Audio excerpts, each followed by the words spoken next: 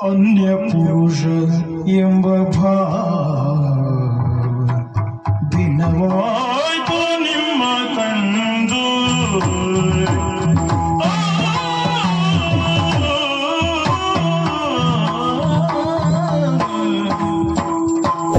अन्य पुरुष ಎಂಬ ಭಾವ अन्य पुरुष ಎಂಬ ಭಾವ ಎಂಬ ಭಾವ ಭಿನ್ನವಾಯ್ತು ನಿಮ್ಮ ಕಂಡು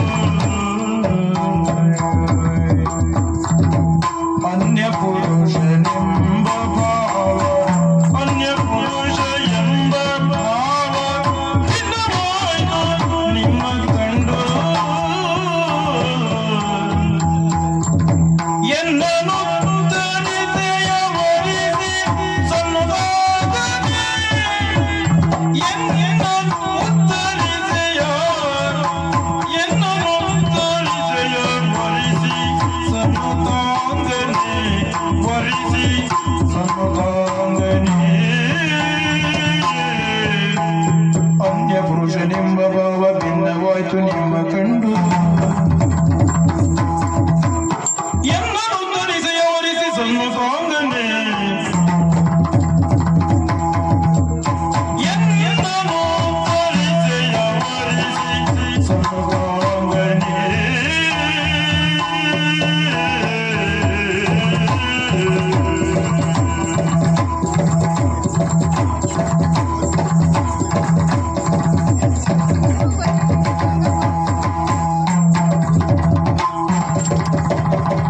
ಎನ್ನನು ತನಿತೆಯ ವರಿಸಿ ಸನ್ನುದಾಗನೆ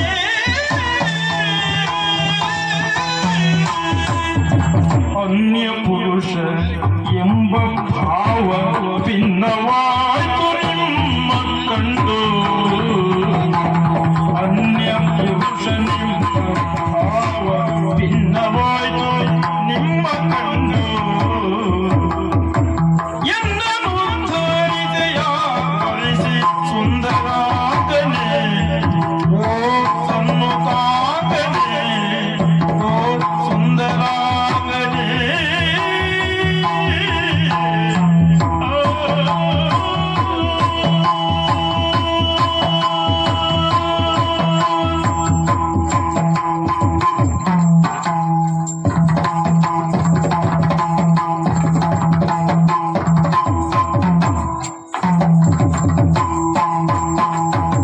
ಎನ್ನನು ತನಿತೆಯ ವರಿಸಿ ಸನ್ನುದಾಗನೆ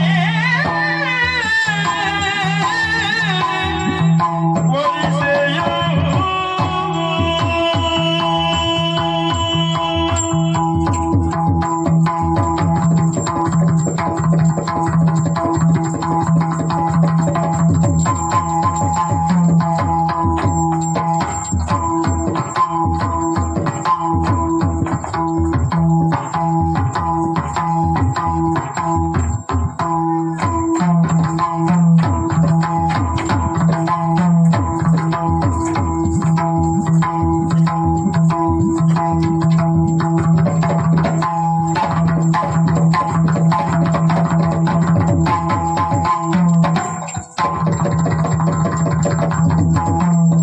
अन्य पुरुष ಎಂಬ ಭಾವ ಭಿನ್ನವಾಯ್ತು ನಿಮ್ಮ ಕಂಡು ಎನ್ನನು ತನಿತೆಯ ವರಿಸಿ ಸನ್ನುದಾಗನೆ ಸುಂದರಾಗನೆ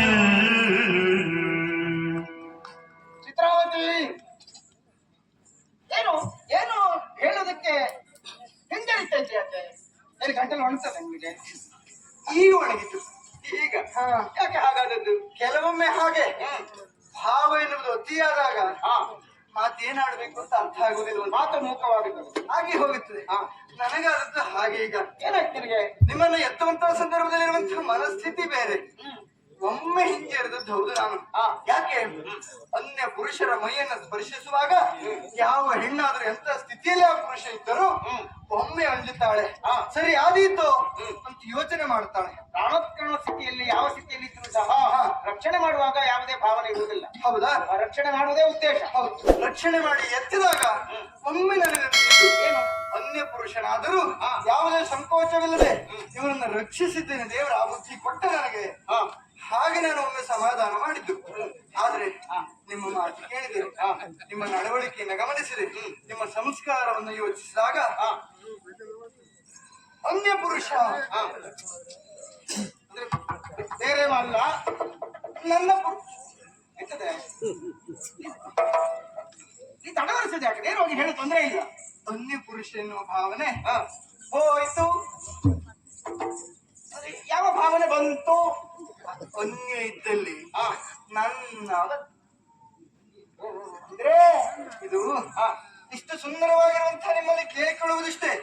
ನನ್ನ ಬದುಕು ಸುಂದರವಾಗುವಂತೆ ನಿಮ್ಮ ಕರದಲ್ಲಿ ನನ್ನ ಕರವನ್ನ ಹಿಡಿದು ಮದುವೆಯಾಗಿ ನನ್ನನ್ನು ಉದ್ಧರಿಸ್ತೀರ ತಾವು. ಚಿತ್ರಾವತಿ